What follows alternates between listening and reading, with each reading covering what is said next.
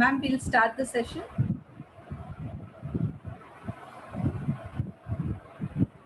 Ramila ma'am? Yes, ma'am. Ma'am, Okay. can we roll? Yeah.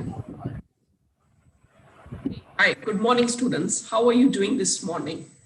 Last week, we had spoken about some emerging career options within the spectrum of science. Now, this week, let's look at some traditional courses and some non-traditional courses with the kind of science subject combination that you have opted for or you plan to opt. Okay, let's first talk about engineering. Let's take a moment to think about your today's morning. From the alarm clock that woke you up to the hot, cold water shower you took in an attempt to wake yourself up, the toothpaste you put on your toothbrush to brighten your smile, maybe for me, but which I can't see today, the bus, train, car that you would have taken to commute, the traffic lights, your school building, the elevator in it, the laptop that you're using right now to hear and see me, are all touched. Engineers improve our world. They solve problems by using science. So this is what engineers do. So let's take a little more insight into engineering. What is engineering? Let's get to some interesting facts about engineering and specifically in India. India produces the maximum number of engineers in the world, but a majority of them are not employable. Qualified engineers unable to get employment in industries are also working in some non-technical fields in spite of huge spending for their technical education. Now, 97% of engineers who graduate from India apply for jobs. That means about 3% of them decide to get into their own business or do their own startup. About 25.8% are employable. So if you think about what do the other 75% do? 54% are not trainable in soft skills. During the course of the talk, I will lay emphasis on soft skills too. More than half of Indian engineers take it up as a career, either because of their parents or because they don't know what else to do. Now, about 1.4 million candidates appeared for the JEE exam, making it one of the biggest single-day exams in human history. The engineering coaching industry in India is worth multiple billion of dollars. It spends more money every year than all of the Bollywood. The entire Bollywood put together doesn't make so much money as the coaching industry makes. Now, some positive side is that nearly 16% of startups in Silicon Valley have had an Indian co-founder. This is something interesting. 1.5 million engineers, that's more engineers annually than twice the population of Iceland. So as I told you, India makes a lot of engineers throughout the year, and the number of engineers that we make is twice the population of India. Now, what is engineering? Why is it that so many people, so many of you students plan to do engineering? Let's know a little more about it. So what exactly do engineers do? Engineers use knowledge and creativity to find solution to society's problem. Like how I told you, from the roads to the traffic lights to the computers, everything is designed and developed by engineers.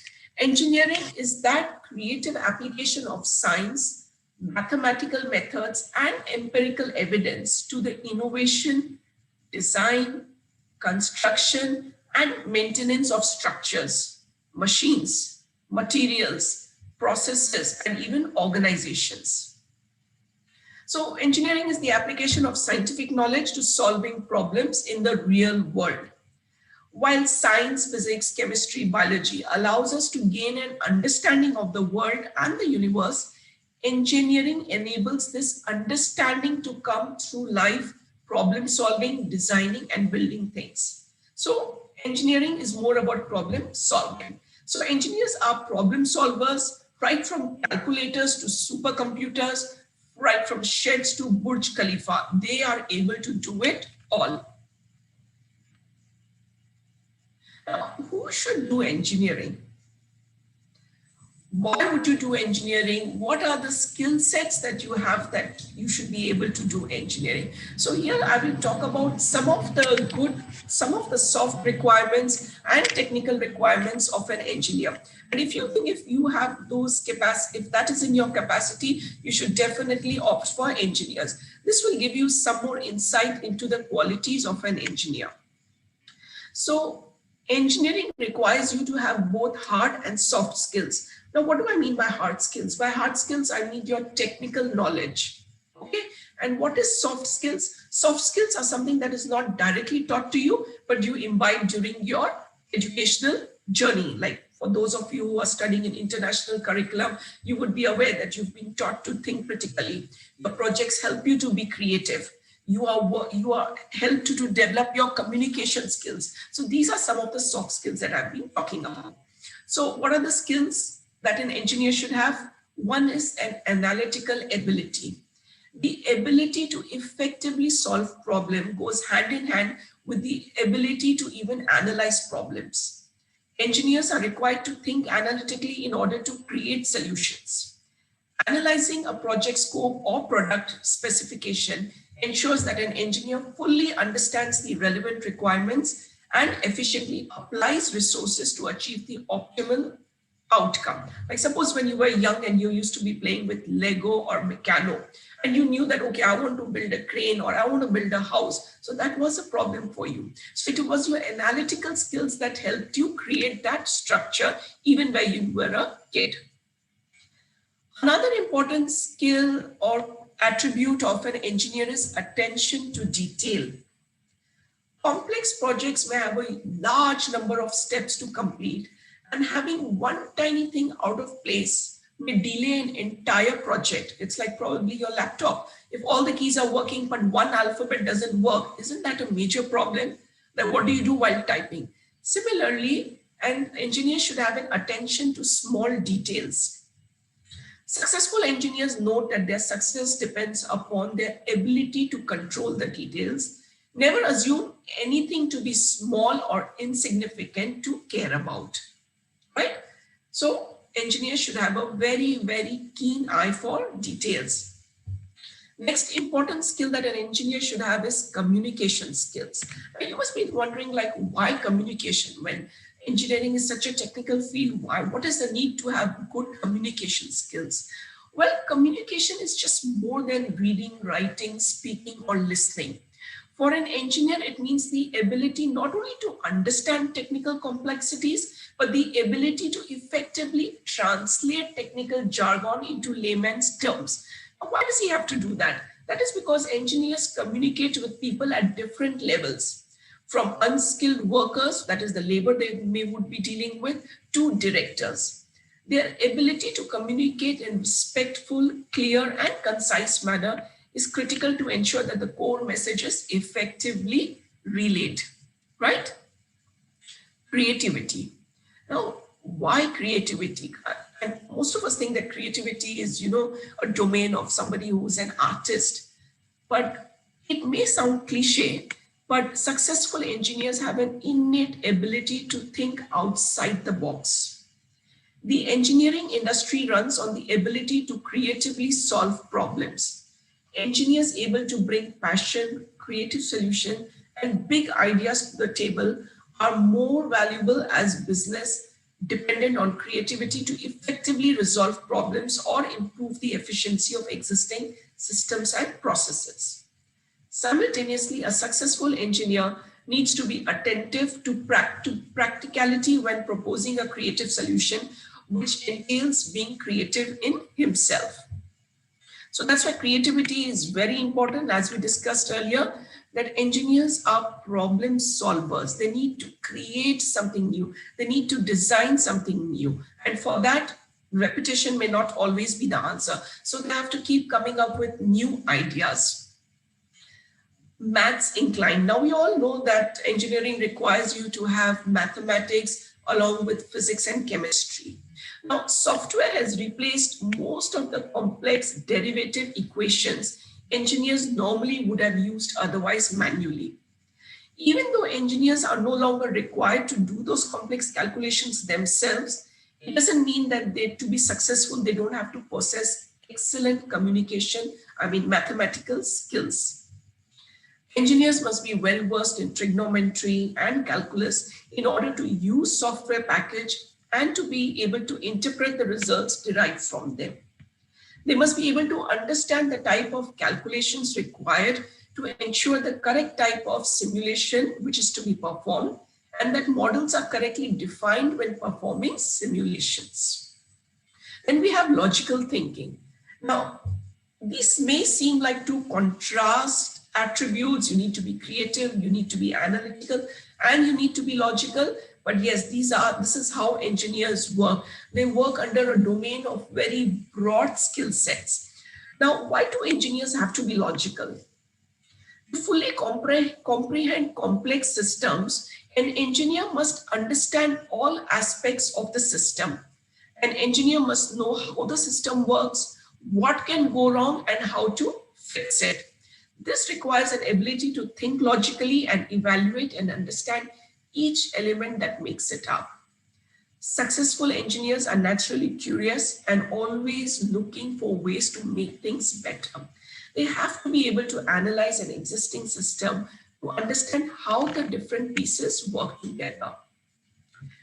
Sure, a successful engineer needs to take all the engineering hard skill boxes listed above, like maths knowledge and analytical ability, but they also need well-developed soft skills so that they can smoothly perform non-skillful or non-technical jobs also. So these are some of the skills required for being an engineer or to work as an engineer. So if you're planning to become an engineer, start working on these skills. Now, we'll be talking about some traditional fields of engineering, okay? Now, most of the students who opt for engineering also opt for traditional fields. Now, what are these traditional fields? Now, this is the base of engineering. So we have civil, we have chemical, we have electrical, mechanical, and computer engineering. And this forms the foundation for most of the engineering branches. So very interesting note that about 22.7% of students opt for mechanical engineering in JEE counseling. Let's try to understand a little bit about each of this. Now, what is civil engineering?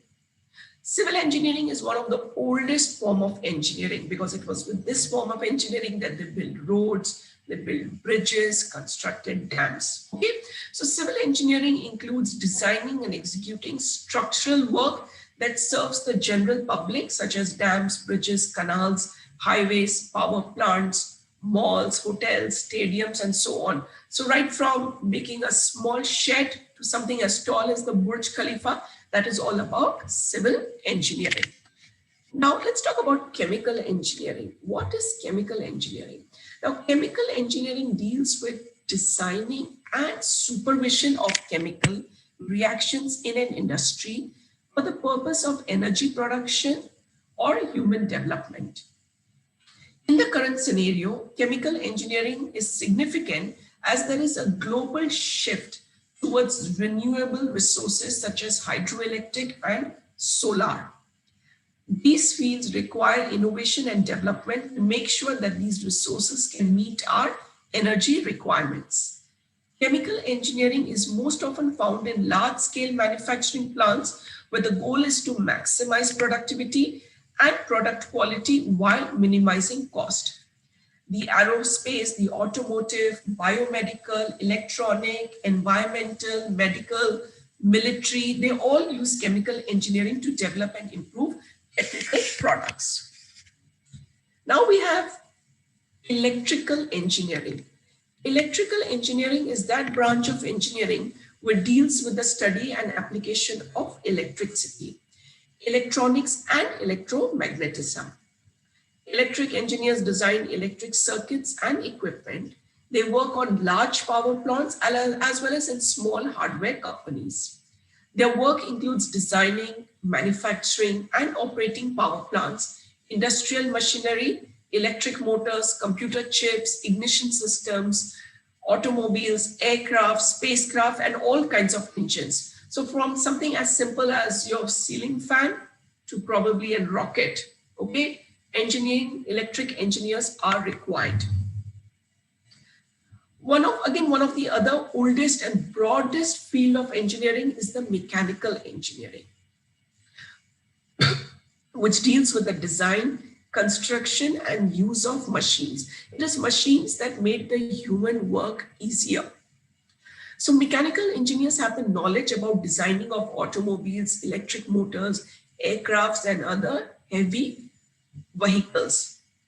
They design everything from batteries, athletic equipment to medical devices, and from personal computers, air conditioners, automobile designs to power plants. These engineers also design machines that produce these innovations. So wherever there is a machine required, wherever there is innovation involved, mechanical engineers would always be wanted there. One of the most popular branch of engineering that has come up in the recent few years is computer engineering. Now, computer engineering is a branch of engineering that integrates several fields of computer science and electronic engineering required to develop computer hardware and software. So computer engineers usually have training in electronic engineering, software design, and hardware and software integration. Computer engineers are involved in many hardware and software aspects of computing, from the design of individual microcontrollers, microprocessors, personal computers, right up to supercomputers. This field of design not only focuses on hardware, but also focuses on the software, that is the programming. So in totality, students, there are about 210 engineering streams in major 15 groups. So how does this work? What are the traditional, what are the major fields, and what are the other multidisciplinary, interdisciplinary fields? Let's see it this way. Now we'll quickly see why traditional fields of engineering. Traditional stream gives strong foundation. Then the student can diversify in a more specialized field after completing about 4 to 5 years of gauging, evaluating your interest. But suppose today you are not sure about what branch that you want to get into. So based on your preliminary interest, you could probably get into one of this and then later go ahead and do your post-graduation or your master's into a specialty course. Okay, like you could do a mechanical engineering, and after doing mechanical engineering, you could get into your super specialization or your master's into mechatronics, robotics, aerospace technology. Or maybe you could just do your computer engineering, which is a traditional course, and then later you can further diversify, or further you can, learn about nanotechnology, big data. You could become a data analyst, machine learning. You could get into artificial intelligence, blockchain developer. So a traditional field could work as a stepping stone, and later after your graduation, you can specialize in your master's. Okay, so this is the importance of why some students take up traditional fields as opposed to the emerging or the other new disciplines of engineering. Now I'm sure all of you have done painting as kids, okay? So you know that there are some primary colors like the red, yellow, and blue. And when you mix certain primary colors, you get a new color. So like how you would mix red and yellow and you get an orange. Similarly, when certain branches of engineering or some branches of science are amalgamated, or they are interdisciplined, or they are multidisciplined, then you get a new field of engineering, which we call as emerging fields of engineering. So as I told you, you can do your bachelor's in one of the traditional fields, and then later for your master's or your specialization, you could do it in one of the emerging fields if you are not sure about what you want to do. Like I'll give you some examples, like if you have done your mechanical engineering, some of the other fields that you could think along with it are automotive design, automobile engineering, aeronautics, aerospace, robotics, and there are more in the list. If you have started doing your civil engineering or you plan to do your civil engineering, then you could go for structural engineering, construction engineering, geotechnical engineering, water resource engineering, and more on. Similarly, with chemical engineering, you could go for material science, agriculture engineering, biotech engineering, biochemical engineering, environmental engineering, and the list is even more. Electric engineering will help you to get into electronics, mechatronics, robotics, because it is an interdisciplinary field, telecommunications, instrumentation and so on. So we see, like, if you want to get into robotics as a specialty, there is no one road to it. You could do a mechanical engineering, you could also do an electric engineering, you could also do a computer engineering, and then go ahead and do your master's in mechatronics. So you see there are a lot of combinations and permutations. How, like I explained, by mixing primary colors, you could get many secondary colors. That is how by, you have various courses that you can stem from traditional courses. Now, computer engineering, you can go in for robotics, you can go for digital signal processing, you could go for computer networks, you could go for computer architecture, nanotechnology, big data, data analyst, machine learning, artificial intelligence, and the list is endless. Okay, so students, I hope you understood now that you could do a traditional branch of engineering and then specialize into an emerging career if you don't want to do a specialty course right at the graduation level. Now, let's talk about some more branches and emerging fields of engineering. So multidisciplinary engineering is designed for students who want to practice engineering around a focused concentration by combining or evolving certain academic disciplines. Like, for example, environmental engineering takes scientific topics like chemistry, biology, ecology, geology, hydrology, microbiology, and mathematics to create solutions that will protect and improve the health of living organisms. Okay, so environmental engineering is a kind of subdiscipline of civil and chemical engineering. Environmental engineering is the application of scientific and engineering principles to improve and maintain the environment, to protect human health, to protect the nature and its ecosystem, and to improve the environment and our relationship. Okay, there is another form of engineering which is called as the biomedical engineering. Now, this is the application of engineering tools to solve problems in biology and in medicine. It is interdisciplinary. Okay, so biomedical engineers design new medical instrument and devices, applying engineering principles to understanding and repairing the human body and for medical decision making.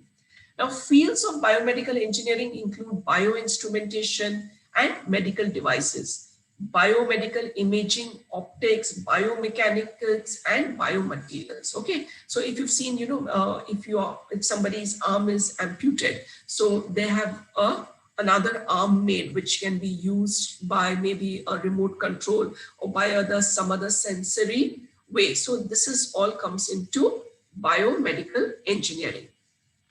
Now we have one more branch, that is the sustainable engineering. These branches are not very popular. That's why I'm talking about them.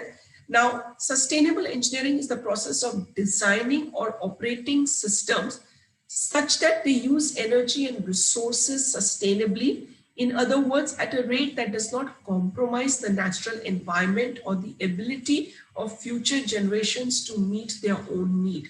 So we know that fossil fuel will eventually, it will be over. The petrol, the diesel that we use. So we have to think now more about sustainable fuels. Okay, the study includes civil engineering using natural resources for building a more sustainable environment. Then we have system engineering, is an interdisciplinary field of engineering and engineering management that focuses on how to design, integrate, and manage complex systems over their life cycles. And its core systems, engineering utilizes system thinking principles to organize this body of knowledge. The individuals that come out of such efforts are called system engineers. Okay, so these are some of the new and emerging fields that we have seen. Students, as I told you in my previous session, maybe the presentation will not encompass all the possible fields of engineering, but this is just to stretch your mind, to open up your perspective, and to start thinking beyond what you already know. Now, we'll quickly run through some more branches of engineering. Now, we have geotechnical engineering, also known as geotechnics. It is that branch of civil engineering which is concerned with the engineering behavior of earth materials. It uses the principle of soil mechanics and rock mechanics for the solution of its respective engineering problems. It also relies on knowledge of geology, hydrology, geophysics, and other related science. So anything that is below the earth comes under the study called geology. So geology and engineering together forms geotechnical engineering. In addition to civil engineering, geotechnical engineers also have applications in military, in mining, in petroleum, and offshore construction. The field of geotechnical engineering and engineering geology have knowledge areas that overlap, while geotechnical engineering is a specialty of civil engineering. Engineering geology is a specialty of geology. Okay, it's very interesting to know how these principles of geology and the technicalities of engineering fuse here. We have nuclear energy. So we hear a lot about nuclear weapons, nuclear power. Now, what is nuclear engineering? It is that branch of engineering concerned with the application of breaking down of atomic nuclei. So we all know what atoms are. So when you break up an atom, you get an atomic nuclear. And this in the technical language is called fission. Okay. Or we can combine atomic nuclei, which is called fusion, with the application of other subatomic processes based on the principles of nuclear physics. So this is what happens in nuclear engineering. In the subfield of nuclear fission, it includes the design, interaction, and maintenance of systems and components like nuclear reactors, nuclear power plants, or nuclear weapons. This field also includes the study of medical and other applications of radiation, particularly ionizing radiation, nuclear safety, heat thermodynamics, and nuclear fuel and other related technology, including radioactive waste disposal. How do you dispose radioactive waste? Because that also has a lot of side effects, a lot of negative side effects. Okay, so this field also includes some part of chemical engineering and electric engineering, along with obviously the nuclear studies that you would do. Petroleum engineering. Petroleum engineers are engineers who specialize in designing and developing different techniques and methods for extracting oil and gas from Earth's surface. So we all know that oil is found below the Earth's surface. So how do you extract it? How can you optimize the extraction? By minimizing the cost. And this is what a part of petroleum engineers. Their job role is to look for different ways to obtain natural gas or crude oil from the ground. Apart from this, petroleum engineers explore new ways and new techniques to extract oil and gas. Now we have geological engineering. It is the development and conservation of natural resources in a way is useful to humankind. It encompasses diverse fields such as groundwater resources, geothermal energy, subsurface contamination, the slope stability. So basically geological is more towards conservation as opposed to what we saw in geotechnical. So these are some of, I wouldn't say they're totally new, but it is something that students are normally not aware about. So we put it into emerging fields. Now, how do we get into the engineering lead? Now, those of you who've opted for physics, chemistry, and maths, after doing this, what else is it that you require to do? So students, after studying your physics, chemistry, and maths in class 11 and 12, to become an engineer in India, you are expected to take up a test. Okay, now this is an entrance test, and the most popular of it in India is the IIT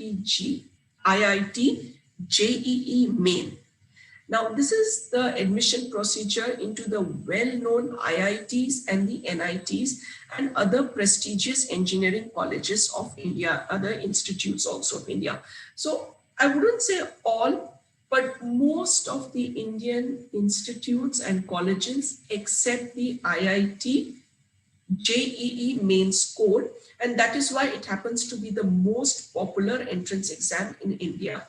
More than about last few years, it was up to almost 15 lakhs applicants appear for this examination, hoping to clear the JEE Advance for admissions. Okay. One another interesting fact about the JEE Main is not only India, but in Singapore, the National University of Singapore, or the NUS, also accept this score, the JEE Main score. So this is a very popular examination, and after you apply for the JEE Main, you get admission into engineering colleges in India. If you want to get into the IITs, then you have to apply for another exam, which is called the JEE Advance, which we will talk about it in a little late. So besides the JEE Main, you have certain other national level exams. That means that are conducted for various other institutes across India. We have the Vellore Institute of Technology Engineering Entrance Exam called the VIT EEE. Around 5,000 undergraduate engineering seats are available for eligible applicants under this. Okay, around 2 lakh students appear for it every year. And this institute has 4 campuses. It is in Vellore, Bhopal, Chennai, and in AP. Another common entrance exam is the BITSAT, or the Birla Institute of Technology and Science Admission Test. It offers admission to all eligible applicants into 3 campuses of BITS, and around 2 lakh applicants appear for this exam every year, making it very sort of entrance exam. So BITS, they have their campus in Pilani, Goa, and in Hyderabad. Now we also have the SRM Joint Engineering Entrance Exam. Okay, and this is conducted by the SRM Institute of Science and Technology. It is held for admissions into it, and it gives seats to about 7,000 undergraduate engineering students. About 1 lakh students apply for this entrance exam. Direct admission is provided into the top 1,000 IIT JEE rank holders, along with the top holders of Central and State Board of Examination. So they have about 4 campuses in Kattankulathur, in Chennai, in Rampuram, and in Ghaziabad. We have another very popular engineering national level test, which is the MET, Manipal Academy of Higher Education. Earlier, it was known as the Manipal University, and this is responsible for conducting the annual online entrance exam for admissions into the institute. The MET, or the Manipal Entrance Test, was previously known as the MUOECT. It's a university level examination which brings about over 50,000 applicants per year. Then we have the KCET, which is the Karnataka Common Entrance Test. We have the DTU, which is the Delhi University Combined Exam. The KCET, which is, these are the state level examinations.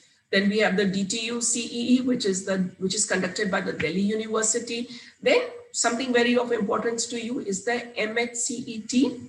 Now this is a state level examination of Maharashtra state for granting admissions in engineering, technology, and in pharmacy courses. These courses are offered by various government and private colleges of Maharashtra. This examination is regulated by the State Common Entrance Test Cell and Government of Maharashtra. It gives you admission into more than 300 engineering colleges, which have about more than 5,000 courses available. Then you have the ANSET, or the Tamil Nadu Common Entrance Test.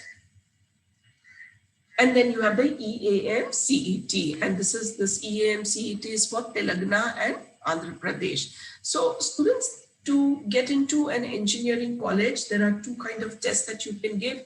One is at a national level and one is at the state level. And usually students who want to become engineer give a combination. Most of them would definitely give a JEE, and apart from them, depending upon the state they are in, they also prefer giving some state examinations. So you should start looking out for this now and start preparing for it, because to get into engineering, these studies start in class 11. Now, what is the JEE Advance? We normally hear about JEE Mains and then we hear about JEE Advance. Now, JEE Mains will give you admission into some of the national and state level universities or college. But however, if you want to get into the IIT leads, then there is another second filtration process, which is called the JEE Advance. Now, to do the JEE Mains, you need to be 12th pass, you need to have 75% mark scores, you can give 3 attempts, which happen twice a year in January and April. And moving ahead to see what is the JEE Advance. Now, to get admission into the IITs, after the JEE Mains, the top about 250,000 candidates are allowed to appear for the JEE Advance. Now, that is one of the criteria, that you need to be among the top 250,000 rank holders in the JEE Mains, top 20 percentile of successful candidates in class 12 board examination. So that is your another requirement to appear for the JEE Advance. Secure 75% of aggregate marks in class 12 or equivalent board. And you are allowed to give 2 consecutive attempts. So students, by now you should know what is the difference between JEE Mains and JEE Advance. Now, what is the exam pattern of a JEE Main, JEE Advance?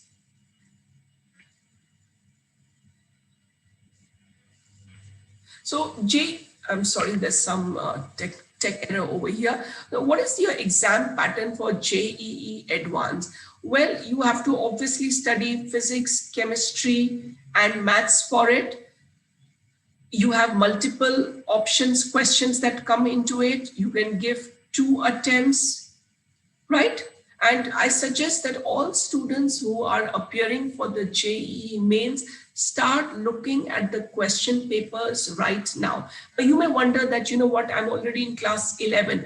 But when you see the question papers, that will set an approach for you that how you have to study. Okay, for those of you who are in the international curriculum, you know, this kind of studies comes very easily for you. Why? Because you have already learned how to think outside the box. The JEE Main and the JEE Advance, the questions that you get, although they may be, you know, multiple MQAs, multiple question answers, but however, they don't have direct answers which can be learned through rote learning. You have to have a very analytical and critical way of approaching them. Again, you have to be also very creative in the way you answer your questions, or you come to a conclusion or an answer.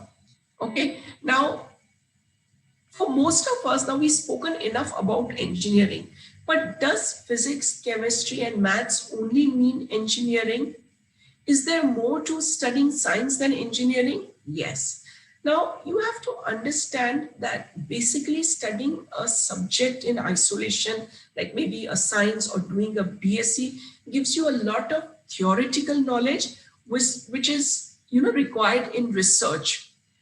Whereas engineering is more practical and industry oriented. So this is the main difference between doing engineering, which is practical oriented and industry oriented, whereas studying science, which is more research oriented and theory oriented. Now, the possibilities are endless with what you can do studying science. I'll give you an example of one student. The student first studied chemistry at the undergrad level. That means the student did their BSc in chemistry and later went on to study law. Now, what has chemistry and law got in common?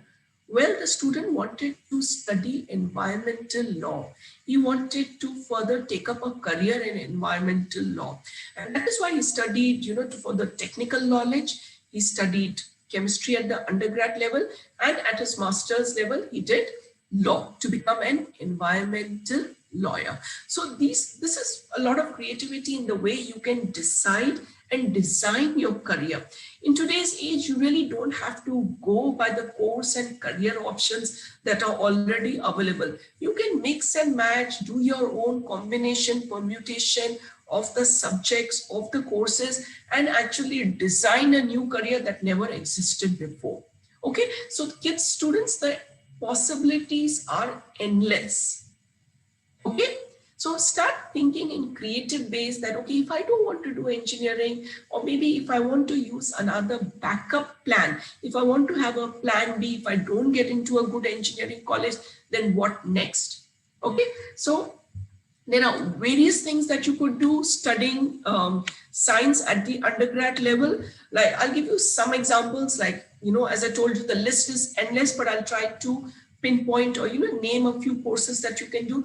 For example, if you decide to do your BSc in computer science, now what can you do with the BSc degree in computer science? Well, you could think about becoming a data scientist. It is one of the fastest growing sectors in India. From academic research for studying consumer behavior, data science finds application in many areas, which are one of the top career options for maths and computer students. You can go in for machine learning. Okay, it is the study of computer algorithms. Now, if you're fond of maths or if you want to do computer science, machine learning is also that you could consider as a course or career option. You could become a business analyst. Okay, so maybe you've been very fond of maths as a subject. So study maths at your undergrad level. Probably do an MBA at your master's level and think about becoming a business analyst. Now, business analyst is a field of studying past business practices of an organization to advance further and create better plans. You can become a blockchain developer. Blockchain is a relatively new sector that has generated a lot of buzz because of its numerous capabilities. From cryptocurrencies to logistics, blockchain is finding uses in multiple industries and is a technology of the future. Actually, now a lot of students are interested in maths, but they don't know what are the careers associated with maths. They think that, okay, maybe just becoming a professor or a teacher is what you can do after a maths degree. That's not true. You could think about becoming an actuary. Now, actuarial science focuses on risk and all kinds, and one of the most significant branches of mathematics is probability. As an actuary, you'll have to analyze and solve risk-related problems for companies and organizations that they can make sound decisions and manage their risk substantially. So now actuaries find a lot of job scope in insurance companies. Okay, you could become a statistician. Okay, so these are some of the things that you can do with your interest in earlier computers and then maths. If you like physics, you can think about astrophysics, defense, aerospace, healthcare, computational physics, geophysics, high energy physics, medical physics, biophysics, nuclear physics, and the list goes on. Now, if you're interested in chemistry, there are various specializations that you can do in the field of chemistry. You can go in for analytical chemistry, organic chemistry, environmental chemistry, food chemistry, flavor chemistry, inorganic chemistry, metallurgy, service chemistry. So I have a friend of mine who specialized in chemistry and now is into fragrances. Okay, like flavor chemistry, there are people who are specializing in fragrances also. So students, I want you to think outside the box and do your own research. Look at the career and course options that are available. Don't stick to the list. Don't stick to the list that I'm providing you. As I told you, this is just an eye-opener session. I would be probably just touching the tip of the iceberg, but there is a lot more that you can explore. Now, what are some of the post-graduation options available for you? So if you've done your bachelor's in engineering, that is a BE, you can go ahead and do an MTech, you can do your master's in engineering, you can do your MSc, master's in science, you could do your MBA, you could do your PhD. If you've done your BSc or you've done a graduation in science, you can again go ahead and do your MSc, MBA, PhD. You could also think about architecture. If you've done your architecture at the undergrad level, then you can do your master's in architectures. You could do your master's in design. You could do your master's in urban and regional planning. You could do your master's in landscape architecture. So there are a lot of post-graduation options that are available. So students, this is something that I spoke to you about, the combinations of physics, chemistry, and maths that you can take up. Now, let's take a look at some options that you can take up with your physics, chemistry, and biology, and what these subjects can lead up to you. Now, first, let's talk about the most popular, that is medicine. Okay. Now, who should be studying medicine? Like how we discussed about, who should be studying engineering, what are the skills required for it. Similarly, let's talk about some of the skills that are required if you decide to study medicine. Now, there is no other profession in the world that gets as much as respect as a doctor. And in this pandemic, we've realized that more than we would have done that before. Now, you know what a doctor does? He treats and interacts with patients. A good doctor provides opportunity to cure patients, thus bringing happiness and well-being in other people's life. Now, what are some of the skills that you require to become a doctor? Okay, so if you're planning to become a doctor, these are some of the skills that you need to focus on. Number one is definitely the technical skills. Okay, now what are the technical skills? The abilities to perform your task. Okay, these tasks would be, like prescribing medicines, like, diagnosing them, physically administrating them, interpreting certain laboratory reports, or what tests the person has to take, diagnosing conditions. So these are some of the technical skills that you need, which will be definitely taught to you during your course of your MBBS education. Now, problem solving and critical is very important because you have to look at a lot of, problems that you have to solve for the patients. Now, attention to detail. Now, this is very interesting for doctors. Why? Because, sometimes patients may come to you which are allergic to certain drugs. And some of them are allergic to sulfur drugs. So you have to be very attentive in asking the patient always. Although the number of patients who are allergic to certain drugs is very, very minimum, but still you have to make it a point to ask them that, oh, are you allergic to certain drugs? And then accordingly administer the drugs to them. Okay, so attention to detail is very important. You need to be very patient because see, every day some new patient will come to you. And when he would talk to you, they could be very slow in their conversation. They could not be able to properly express themselves. For a doctor, as a doctor, you can't say, oh, come along, come to the point quickly. I have so many patients waiting for me. You have to be patient for them because eventually you're treating their problems. So patience is something that, you have to take care of. You have to have excellent communication skills, okay? Because you have to understand the patient not only by what he's talking verbally, but by his body language. You have to understand what he's not saying also, okay? And doctors have to communicate with a lot of people. You communicate with the nurses, with the patients, with other diagnostic faculties within the hospital. So to be a doctor, your communication skills should be good and precise. In less number of words, you should be able to effectively communicate. Okay. And so it has to be your written communication. Okay. So you have to have good body language. You have to have clarity of language. You should be able to give feedback and you should be a good listener. For us, listening does not include in communication skills. But students, let me tell you, a good listener is also an effective communicator. Only when you can listen properly, can you understand the person and then effectively communicate. So these are some of the interpersonal skills that are very important for doctors, along with empathy. Now, what is empathy? I suppose if you go to a doctor and the doctor doesn't even understand your pain and he just bluntly prescribes some medicine, will you be felt, heard, understood? No, you think that the doctor is doing a very mechanical job. So it's very important for the doctors to feel empathy, to understand what the patient is going through, to build this quality is very important to build trust in your patient.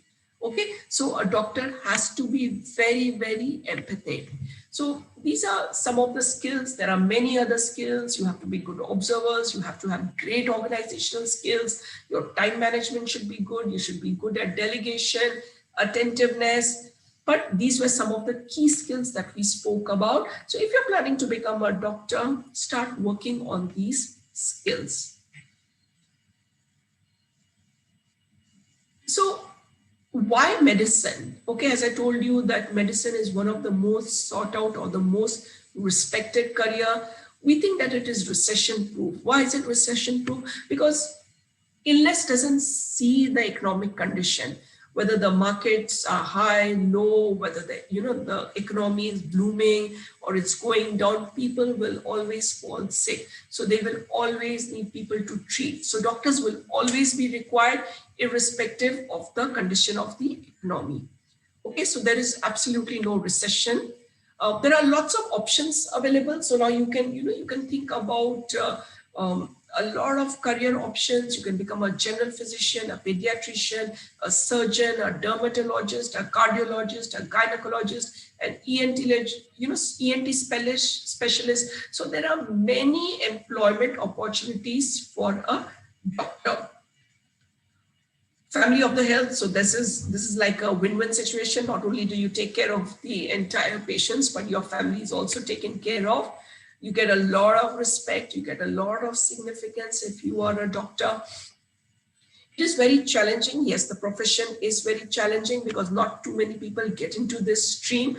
And so it is definitely a very challenging option. The competition is not too high.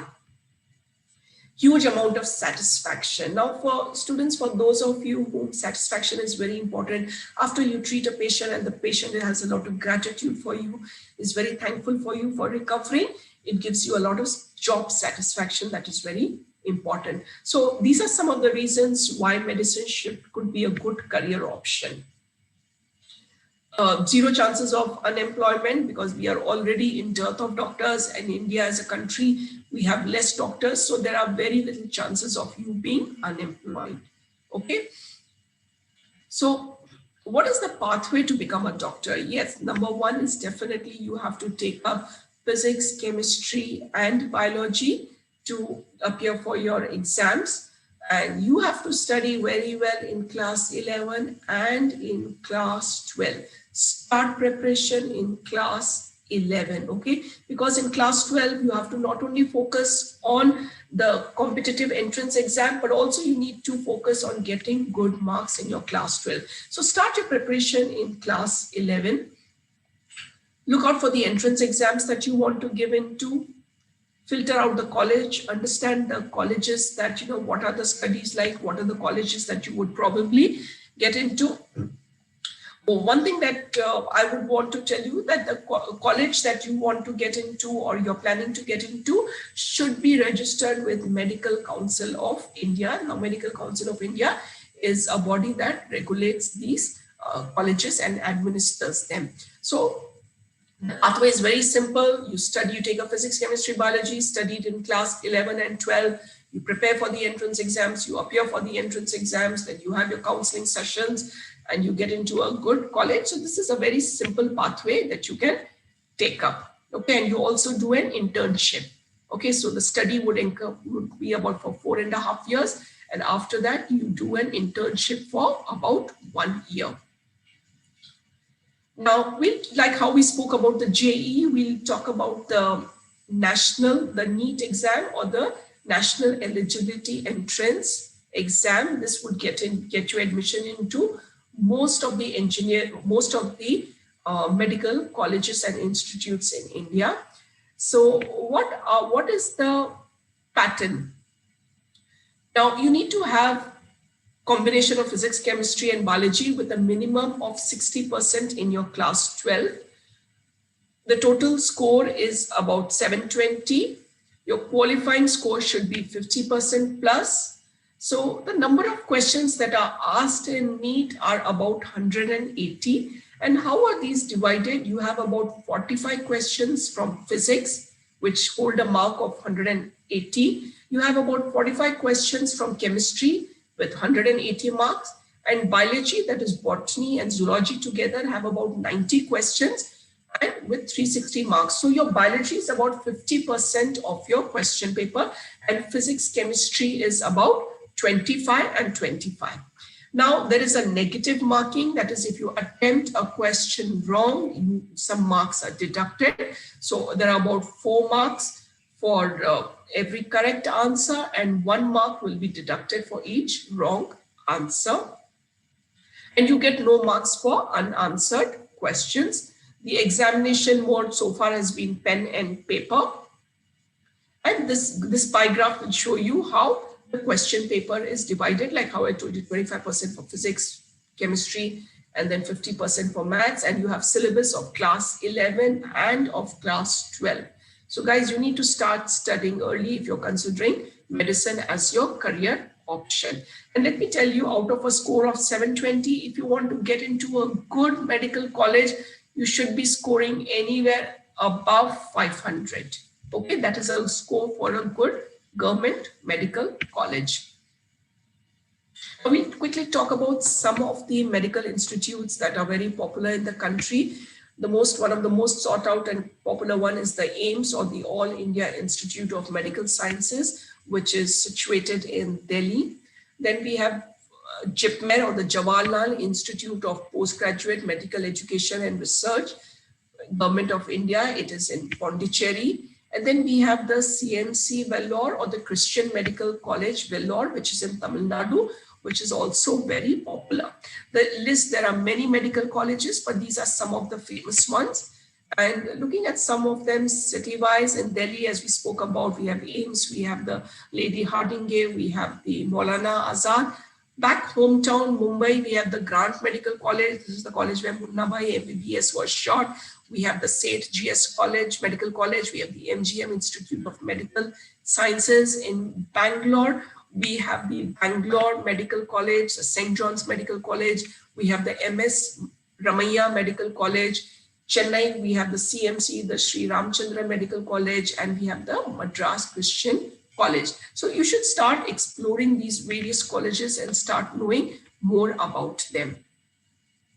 Now, I would like to just show you under a broad spectrum, what are the advantages of becoming a doctor in India? Number one, there is a strong demand, okay? Because we have much lesser number of doctors than we should be having, okay? So healthcare market in India is expected to reach about 372 billion by 2020, okay? And definitely the pandemic has kind of catapulted this number. And so the demand remains and is growing.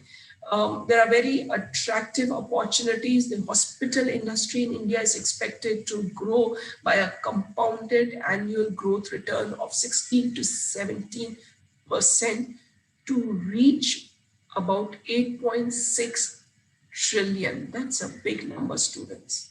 Okay. Rising manpower, number of doctors are gradually increasing and the demand is still there.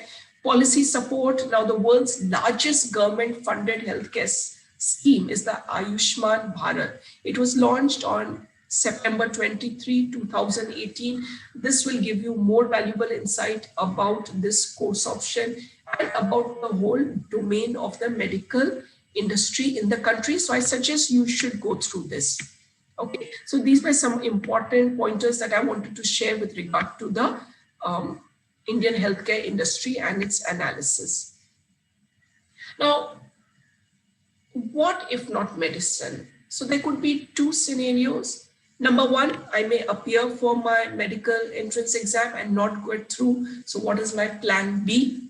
Or if I don't want to do the entrance exam and I want to directly look for other healthcare courses that will keep me connected to the medical industry, then there are various options. Like you could go for physiotherapy. It is a treatment to restore, maintain, and make the most of patients' mobility, function, and well-being. A physical therapist may do this by using variety of exercises, stretches, or other physical activities. So students, you know that in case if you're injured or if you've got a fracture, you go to a physiotherapy with the help of certain movements which you can't do on your own. A physiotherapist helps you. This has got a lot of exposure even in the sports domain. Okay, so physiotherapy is one option. Occupational therapy, I spoke about it in length in our previous upcoming career options presentation. But I'll quickly tell you, occupational therapy focuses on helping you perform daily tasks more easily. This type of therapy focuses on improving your fine and gross motor skills so that you can carry out day-to-day activities, okay? And basically, it's not a thumb rule, but occupational therapists are mainly used for somebody who's permanently damaged some organ or somebody who's, got old. In old age, you have more people opting for occupational therapists. Now, what is prosthetics? Okay, now prosthetics involves the use of artificial limbs to enhance the function and lifestyle of a person with a limb loss. So if somebody has been amputated or has lost a limb in some accident or tragedy, then another mechanical limb can be put or an artificial limb can be attached.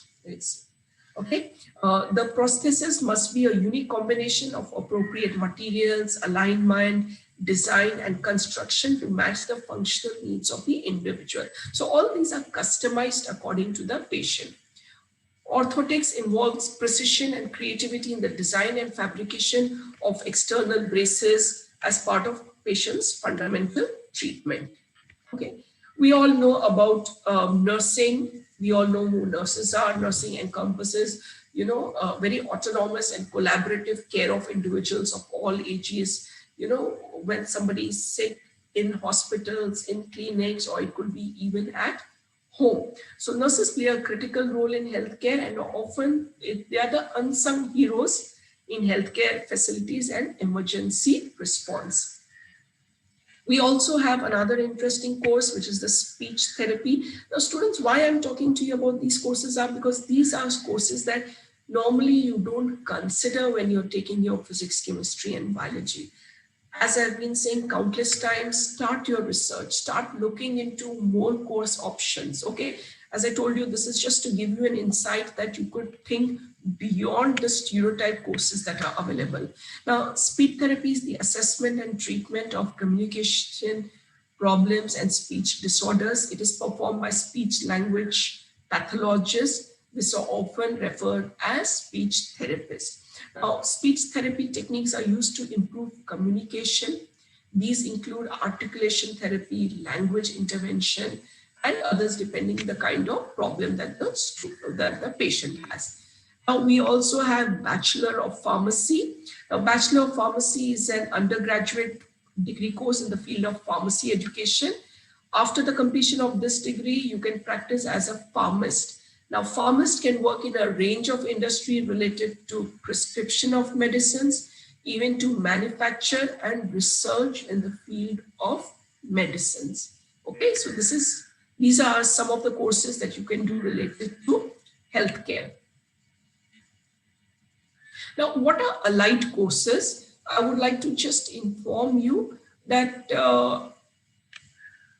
besides a doctor, okay, there are many other people who are associated with the medical industry. Okay, so occupations of medical personnel who are not physicians and are qualified by special training and frequently by licensure to work in supporting roles in the healthcare field. Okay, these occupations include, but they're not limited to medical technology, physical therapy, physical assistant. There are a lot more. So these are allied courses that go hand in hand with the medical industry, but they are not the doctors. So you have microbiology. So it is the scientific study of microorganisms.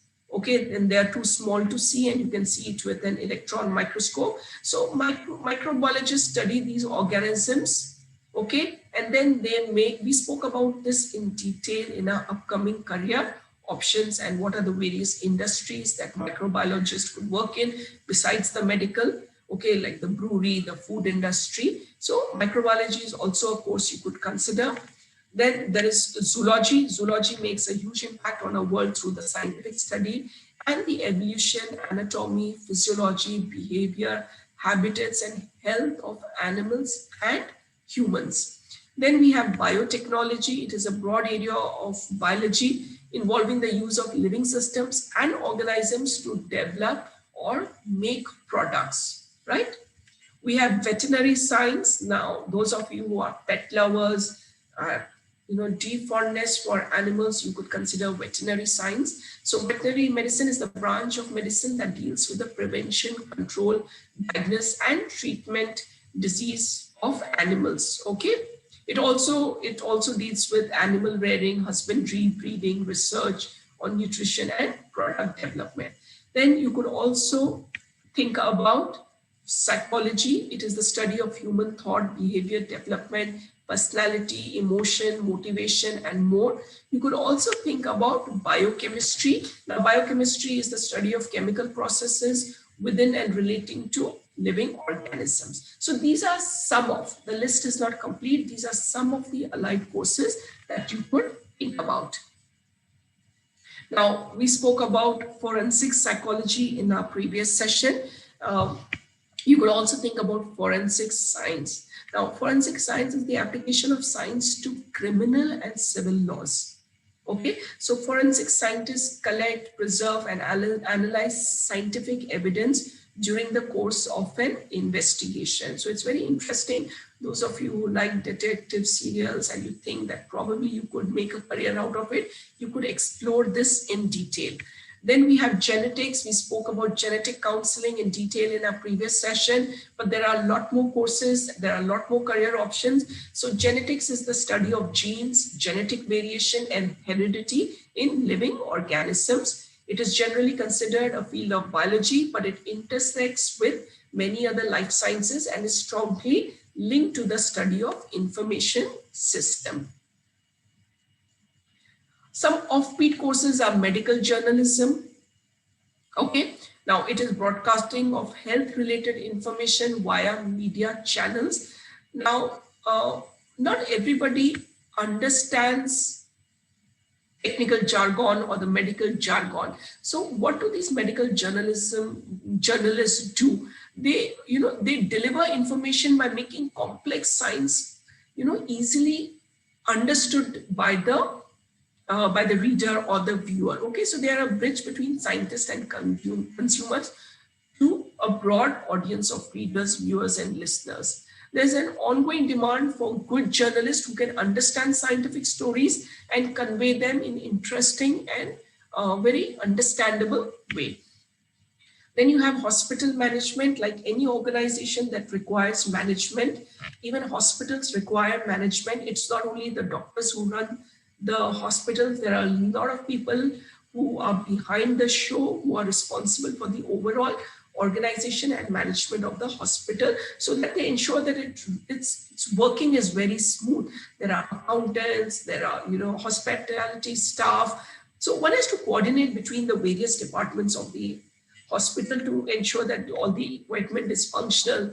There is a smooth flow of medical supplies, and above all, required standards of cleanliness and other things are met. Okay, so this specialization is a 2-year postgraduate program which is offered in many colleges across India and abroad. But hospital management is also now offered at the undergrad level. So right after your class 12, also you can opt for hospital management or healthcare management program. So guys, how do you choose which career is right for you? Okay, so as I've been reinforcing it many a times that this is a very important decision of your life. Stretch your imagination, go beyond the realms of whatever the course and careers that you know about today, and do your research, look at more career options. improve your exposure, activate yourself, okay? Because ignorance is not bliss. 10 years, 15 years, when you are in your career and when you're not very happy about it, you can't blame anybody else but you, okay? So today we have the pandemic to blame for everything that's going wrong in our life, okay? The COVID has done all the wrong things, but after 15 years, once in your career, you can't go back and blame the pandemic, okay? So be aware, be resourceful, talk to your teachers, consult career counselors, interact with industry experts, and make the right choice for yourself. Evaluate your interest. You know what you like, what you're good at, what your strengths are, what your priorities are, what motivates you. If you don't understand it, go through the subjects, the internet. The world is at your fingertips today through the internet, okay? So make the right informed career choice, okay? Run through colleges, websites, and the course material. This is very important to run through colleges because the college may be offering a course that you are not today aware about. Okay? Today you may think about only 15, 20, 30 career options. But when you go to the college website and when you check the list of the courses they are offering, you could think that, oh wow, I never thought about this. Maybe like a dietitian, maybe like a nutritionist. Food is a multi-dollar industry. Maybe you could think about becoming a yoga therapist. Maybe you could think about doing naturopathy.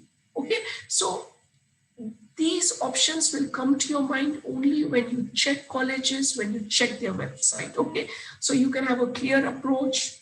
The more you do your research, you will have better results. It is critical to understand your work life and check for opportunities to study. Okay, so this is how you can choose the right course or the career for you, right?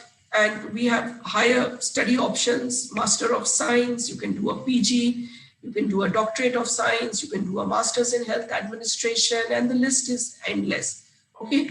And the job opportunities that we have, we've done this in detail. But one interesting thing that I can tell you is like, if not science, then what else? Well, you students are lucky because our Indian higher education system till today is largely based on merit. So if you've taken physics, chemistry, biology, or maths, you've studied for 2 years, and you think that, like after the end of it, you think, no, this is maybe not what I want to do. So no, don't worry. There are more opportunities waiting for you because from science, it's okay for you to step down into commerce and humanities. So you can again think about business management. You can think about law, economics, design, psychology, hotel management, mass communication. So like I told you, medical journalism. So mass communication. So if you are interested in mass communication, either you can do it right after your 12 as an undergrad and later as a master's, or you can do an undergrad in science and then do a master's in mass communication. Okay, so as I told you, the combination is endless, but get the clarity, understand what you want to do in life and chalk out your plan. Okay, so students, I know I've spoken a lot to you about it. I would be, open to taking any question answers. And in case if I can't answer all your questions, you can shoot a mail to us at guideme@univerit.com. So I'll quickly go through the chat and see if you have any questions. Oh, I just checked that, ma'am, your voice is cracking. I hope you all understood me. But in case if there's anything else you want me to re-explain, I would be more than happy. Bhargavi, is there a strong demand for microbiologists? Yes, there is a strong demand for microbiologists. Okay. Is there anything else that you would want to know? And you can always connect with us if you have doubts. As I told you, you can shoot a mail at us at guideme@univerit.com. You can get onto the Univerit website and explore more course and career options, right? Thank you so much, students, for being so patient with me. And I would like to take up any questions, if at all, now or even afterwards.